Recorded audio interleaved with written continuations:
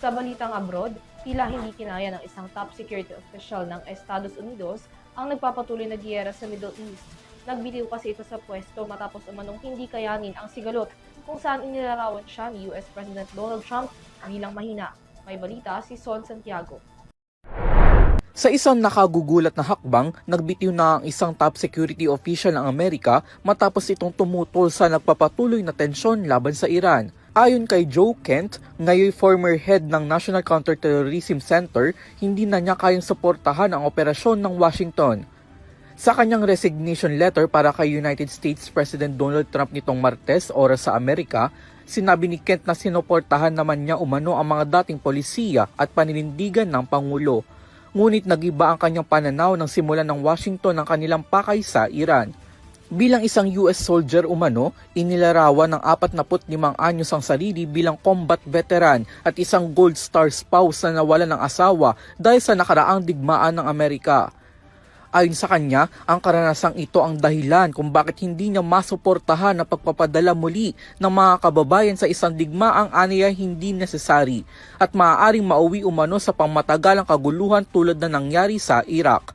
At sa isang matinding pahayag, iginiit ni Kent na walang imminent threat o napipintong banta ang Iran sa Amerika. Taliwas ito sa sinasabi na kanilang pamahalaan. Inakusahan niya ang tinatawag ng mga echo chambers mula sa ilang makapangyarihang boses, ang Israel at ang US media, na umano'y bumuo ng mga nakababahalang naratibong laban sa Iran.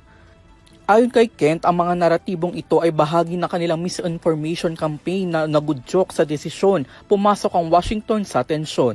Kaya naman hinimok niya mismo ang US President na muling pag-isipan ang kasalukuyang direksyon ng Washington at sinabing may pagkakataon pa upang maiwasan ang mga pagkakamali. Ang itinuring ni Kent agad namang pinabulaanan ng Press Secretary ng White House. Ayon kay Press Secretary Caroline Leavitt, naglalaman umano ng maling impormasyon ang sulat ni Kent, lalo na ang pahayag na walang banta ang Iran. Samantala, tumugon din si US President Donald Trump sa kanyang resignation at sinabing mabuting tao naman umano si Kent, ngunit naniniwala siyang mahina ito sa usapin ng seguridad. Nanindigan din si Trump na may bantang dala ang Iran. But I always thought he was weak on security, very weak on security. I didn't know him well, but I thought he seemed like a pretty nice guy. But when I read his statement, I realized that it's a good thing that he's out because he said that Iran was not a threat. Iran was a threat. Every country realized what a threat Iran was.